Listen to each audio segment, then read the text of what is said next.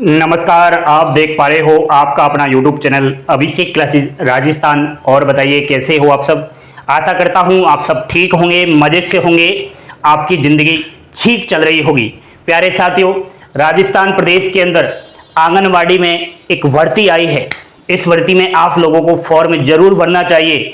आपके ही गांव में अगर आपको एक शानदार नौकरी करनी है तो आंगनवाड़ी आप पसंद कर सकते हो। आंगनवाड़ी केंद्र के अंदर आप लोग एक सरकारी नौकरी ले सकते हो। आइए दोस्तों, बात कर लेते हैं इस आंगनवाड़ी नई भर्ती की।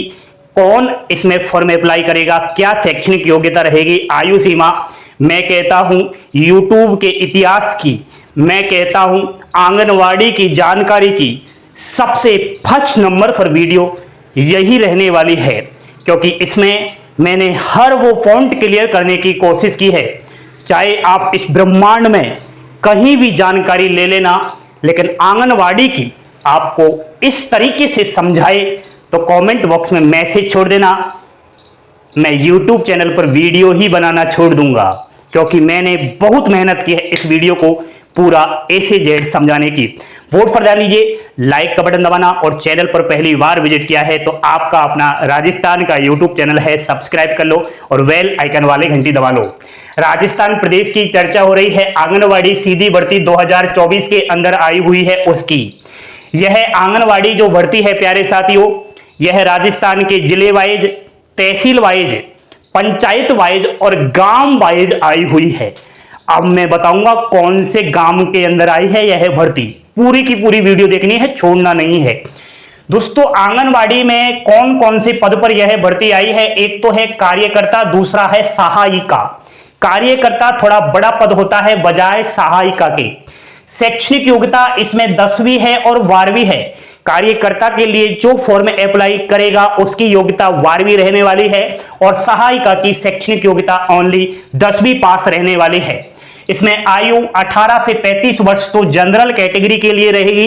अगर आप लोग SC और ST कैटेगरी से हो तो आप 18 से 40 वर्ष तक के अप्लाई कर सकते हैं। अगर आप लोग OBC कैटेगरी में आते हो तो 18 से 38 वर्ष तक के अप्लाई कर सकते हैं। सबसे बड़ी बात आपके लिए यह है कि केवल महिलाओं के लिए भर्ती है। तो अगर आप पुरुष कैंडिडेट हो, इस वीडियो को देख रहे हो, तो आपके जान पहचान में कोई महिला तो होगी, आपकी बहन हो सकती है, माँ हो सकती है, कोई भी रिश्तेदार में कोई भी महिलाएं हैं जिन्होंने 10वीं और 12वीं पास किया है, उनको इस वीडियो को शेयर कर देना, या पहले आप जानकारी ले लो, उनके बाद आप उनको बता देना। इसमें चयन प्रक्रिया की बात करते हैं। सबसे बड़ा कंफ्यूज इसी पर रहता है कि आंगनवाड़ी में जो भर्ती आती है इसमें सिलेक्शन कैसे होता है। सबसे पहले आपको यही पता होना चाहिए। तो दोस्तों, पहले तो आपको बता दें कि इसमें किसी भी प्रकार का कोई भी रिटन एग्जाम्स नहीं होता, डायरेक्ट बिना परीक्षा यह भर्ती है। क्या करना है, एक फॉर्म कहीं ना कहीं आपको लेना है। फॉर्म से लेकर चयन तक पूरी बातें बता रहा हूं। फॉर्म कहां मिलेगा? इस तरीके का फॉर्म मिलेगा। ये फॉर्म आप कोई भी कंप्यूटर वाला है, कहीं भी 10 रुपए दे देना, वो निकाल कर दे देगा। इस फॉर्म को निकाल लेने के बाद इस फॉर्म के अंदर आपको स्वयं का जो महिला है उसका पासपोर्ट साइज रंगीन कलर्ड नया फोटो चिपका लेना, और फॉर्म तो आप भर ही लोगे। आपका नाम, आंगनवाड़ी केंद्र का नाम, पद का नाम, कार्यकर्ता के लिए भर रही हो या सहायिका के लिए, mobile number, A to Z सारी जानकारी आप जब फॉर्म लोगे तो उसमें पता चल जाएगा। अगर फॉर्म भरने में कोई भी परेशानी आए तो बेझिझक आप कमेंट बॉक्स में मैसेज छोड़ देना। शानदार तरीके से मात्र 5 मिनट के अंदर आपका फॉर्म भरवा दूंगा। इस भर्ती में केवल ऑफलाइन फॉर्म ही आपको भरना पड़ेगा। ऑनलाइन भी वैसे आप इसमें कर सकते हो, लेकिन ऑनलाइन से काम नहीं चलेगा। ऑफलाइन ही आपको फॉर्म भरना पड़ेगा और जमा करवाना पड़ेगा। ठीक है, अब फॉर्म आपने ले लिया, फॉर्म को अच्छी तरीके से भर लिया है। फॉर्म के साथ साथ आवश्यक संलग्न दस्तावेज, फॉर्म में कौन कौन से वो डॉक्यूमेंट्स लगाने हैं, जैसे कि दोस्तों शैक्षणिक योग्यता 10वीं की और 12वीं की मार्कशीट तो आप लोग लगाओगे ही। उसके बाद अधिकतम योग्यता, अधिकतम का मतलब है 10वीं 12वीं के बाद आपने कहां तक पढ़ाई की है, कहां तक आप पढ़ी लिखी हो, तो उसका आपको मार्कशीट हो तो मार्कशीट लगानी है, डिग्री हो तो डिग्री लगानी है, ये जरूरी है। वैसे दोस्तों भर्ती तो 10वीं 12वीं पास है, लेकिन जितनी ज्यादा आपके पास अधिकतम योग्यता रहेगी उतनी ही आपको नौकरी मिलने के चांस इसमें मिलेंगे। दोस्तों अब मैं बता देता हूं कि 10वीं 12वीं अधिकतम योग्यता में बीए, बीएससी, एमकॉम, बीएड जो भी आपने कर रखा है वो लगा दिया। उसके बाद आरएससीआईटी कंपलसरी है। आरएससीआईटी के बाद प्यारे साथियों इसमें एनटीटी नहीं जानते, 2 वर्ष का पाठ्यक्रम होता है, एनटीटी जरूरी है। अगर आपको महिला हो और एनटीटी नहीं किया है तो आपकी पढ़ाई कोई काम की नहीं है। बिना आप एनटीटी के आंगनवाड़ी को फाइट ही नहीं कर सकते। एनटीटी कोर्स कीजिए। राजस्थान में अभी प्रचलन में चल रहा है ACCE, early child care education, and एक है आपका एनटीटी। ठीक है, अब एनटीटी आपको डिप्लोमा करना ही चाहिए। कहां से करोगे? अगर करना ही चाहती हो तो मेरे द्वारा आप कर सकते हो। एनटीटी भारत सरकार से मान्यता प्राप्त है। वीडियो के डिस्क्रिप्शन में लिंक है, संपर्क करो। और मैं कहता हूं जिंदगी बनानी है, अगर आपको कहीं ना कहीं महिला होकर सरकारी नौकरी लेनी है तो एनटीटी डिप्लोमा सर्टिफिकेट घर में रख लो, आपकी डॉक्यूमेंट्स की फाइल में रख लो, एक दिन वो जिंदगी बना देगा। एनटीटी के साथ अगर आपने जीएनएम, एएनएम या फिर आयुर्वेदिक नर्सिंग कर रखा है तो वो भी आप इसमें जरूर लगाइएगा। ठीक है, बताऊंगा आगे चलकर अधिकतम योग्यता होने पर क्या फायदे हैं। इसके बाद दोस्तों विवाह पंजीयन प्रमाण पत्र, यानी कि आपका मैरिज सर्टिफिकेट जिसे आप लोग कहते हो अंग्रेजी में, वो किसी की शादी अभी हुई है, मैरिज सर्टिफिकेट नहीं है तो बनवा लो, मात्र 1 दिन के अंदर बन जाएगा। आपके गांव का जो भी ग्राम सेवक है वह यह बनवाएगा।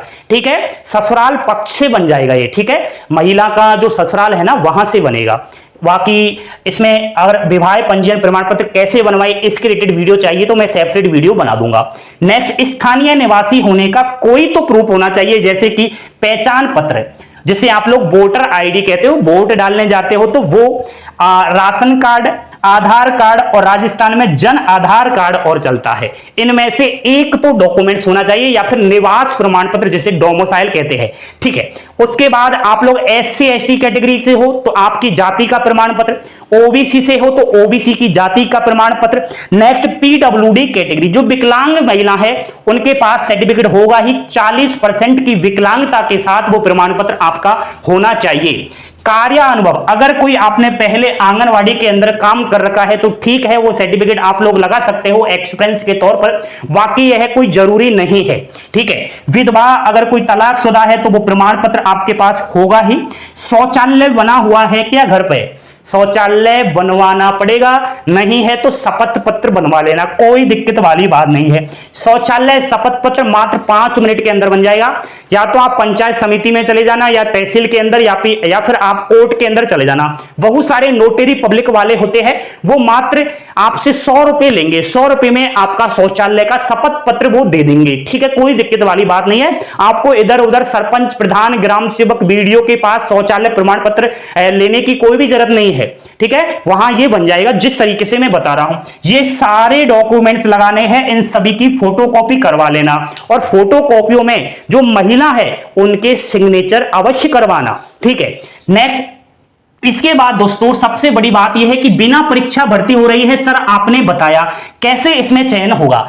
आपने फॉर्म भर दिया, फॉर्म में ये सब सारे डॉक्यूमेंट्स लगा दिए, उसके बाद ये फॉर्म आपको जमा करवाने जाना है आपके CDP ऑफिस, यानी कि आपका जो भी CDP ऑफिस है, बाल विकास परियोजना अधिकारी, ये तहसील वाइज अलग अलग इसका कार्यालय होता है, वहां इसको जमा करवाना पड़ेगा। ध्यान दीजिए, घर से निकलने से पहले, आंगनबाड़ी के फॉर्म को जमा करवाने से पहले मेरी बात को ध्यान में सुनना। 2 फाइल बनानी पड़ेगी आपको, 2 फॉर्म भरने पड़ेंगे आंगनवाड़ी के। क्या सर? बिल्कुल, काम नहीं चलेगा एक फॉर्म से, 2 फॉर्म भरना, सारे डॉक्यूमेंट्स की 2-2 फोटोकॉपी करवाना, और 2 फाइल आपको बनवानी है। फाइल मिल जाती है, कोई भी बुक सेलर हुआ 10-10 रुपए की आती है, 2 फाइल, उस फाइल में 2 फॉर्म और सारे डॉक्यूमेंट्स लगा दिए। ठीक है, अब दोस्तों फाइल में जब आप फॉर्म के साथ ये डॉक्यूमेंट्स लगाओगे उस समय ये भी लिखना पड़ता है कि कौन सा डॉक्यूमेंट्स किस पेज पर है, तो वो तो फॉर्म भरोगे तब आपको उस टाइम पता चल जाएगा। अगर आप फॉर्म की जानकारी लेना चाहते हो तो उस वाली वीडियो में बता दूंगा। ठीक है, अब फाइल के ऊपर स्वयं महिला का नाम, आंगनवाड़ी केंद्र का नाम और मोबाइल नंबर, ठीक है। पद भी लिख देना, कार्यकर्ता के लिए भर रही हो तो कार्यकर्ता, या सहायिका के लिए भर रही हो तो सहायिका, ठीक है। इस फॉर्म को जमा करवाने कहां जाना है? CDPO ऑफिस, स्वयं महिला को ले जाना, ठीक है, क्योंकि वहां पर सिग्नेचर होते हैं महिला के। फॉर्म मैंने जमा करवा दिया है। अब बताया तो है नहीं कि सिलेक्शन कैसे होगा। 10 से और 20 दिन बाद, यानी कि आज आपने फॉर्म जमा कराया है, इसके ठीक 10 से 20 दिन बाद आपके फॉर्म की छटनी होना शुरू हो जाएगा। अब योग्यता के अनुसार आपको इसमें नौकरी मिलेगी। समझिए, जैसे कि आपके गांव के अंदर 2 पद आए हैं कार्यकर्ता के।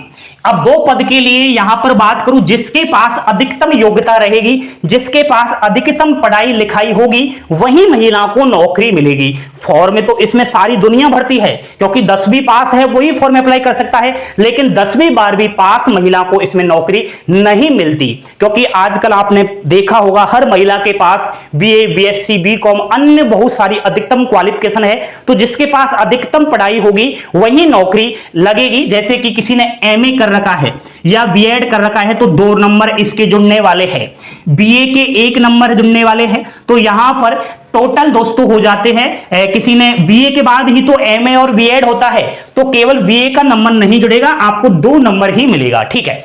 नेक्स्ट NTT आ गई ना बात, NTT की। NTT के 2 नंबर मिलेगा।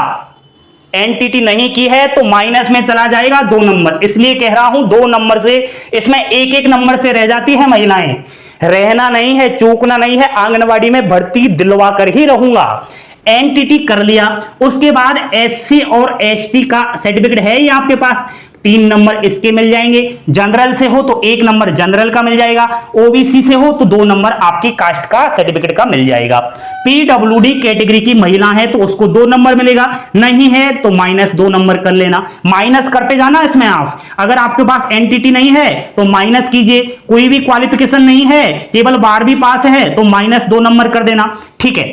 विशेष योग्यता में GNM और आपने नर्सिंग कर रखी है तो 4 नंबर मिलेगा।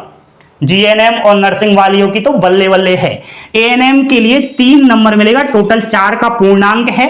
RSCIT कहता हूं, RSCIT भी बड़ी है, यहां पर RSCIT के आपको 3 नंबर, यहां पर RSCIT के आपको 1 नंबर मिलने वाला है। नेक्स्ट दोस्तों, कार्य अनुभव, अगर कोई कार्य अनुभव है तो 4 नंबर, विधवा है तो उसके 3 नंबर, तलाकशुदा है तो उसके 2 नंबर आपको मिल जाएंगे। अब ये आप कमेंट बॉक्स में मैसेज करके बताना कि ये सब आपने ले रखा है या नहीं। अगर आपके पास जितनी ज्यादा इनमें क्वालिफिकेशन होगी, आपका आंगनवाड़ी में सिलेक्शन होने का पूरा चांस बना रहेगा। कोई महिला ऐसी है कि केवल 10वीं पास कर रखी है और वो भी सपना देख रही है कि मैं भी सहायिका की फॉर्म अप्लाई करूं। अरे आपके ही गांव में किसी ने अगर BA कर रखी होगी तो उसी का सिलेक्शन होगा, 10वीं से काम नहीं चलेगा। कोई महिला कहती है मैंने तो BA कर रखी है, मेरा ही सिलेक्शन होगा।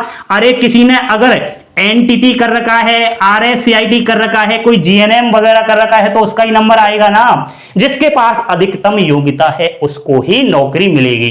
अब ये भर्ती फिलहाल में तो जयपुर के अंदर आई हुई है। मुझे आप कमेंट बॉक्स में बताना कि आप किस जगह से इस वीडियो को देख रहे हो, क्योंकि ये वैकेंसी लेटेस्ट चल रही है, अलग अलग जिले वाइज, तहसील वाइज और गांव वाइज, ठीक है। मानदेय 8,000 रुपए से 11,500 रुपए मिलेगा, गांव में ही नौकरी मिलेगी और प्रति माह 11,500 रुपए बहुत होते हैं। धीरे धीरे आपके मानदेय में वृद्धि भी होगी। और आंगनवाड़ी में अगर आपको फॉर्म बनना है तो जरूर इस वीडियो को फॉलो करो, लाइक करो। अगर मेरे से कोई चीज छूट गई है और आपका वो प्रश्न था, उस प्रश्न का जवाब मैंने नहीं दिया, तो आप मेरे से इंस्टाग्राम पर बात कर सकते हो, ठीक है। कैसी लगी जानकारी? फॉर्म आपको टेलीग्राम पर मिल जाएगा, नोटिफिकेशन कहां से आया है वो भी आपको टेलीग्राम पर मिल जाएगा। टेलीग्राम चैनल की लिंक वीडियो के डिस्क्रिप्शन में दे रखी है।